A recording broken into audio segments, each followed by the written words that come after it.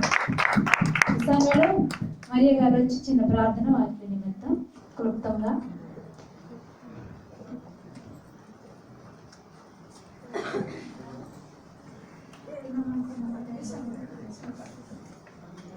స్తోత్రం స్తోత్రం స్తోత్రం మహాపరిశుద్ధ మహాగండ మహోత్కరి యేసయానికి లెక్కలేని స్తుతులు స్తోత్రాలు చేస్తున్నాను ప్రభా.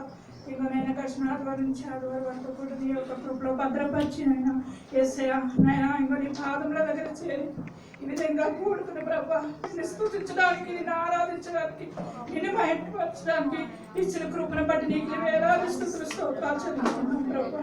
తండ్రి నాకు నీ కొందనం నీకే స్తోత్రం చెల్లించున్నాను ప్రభా.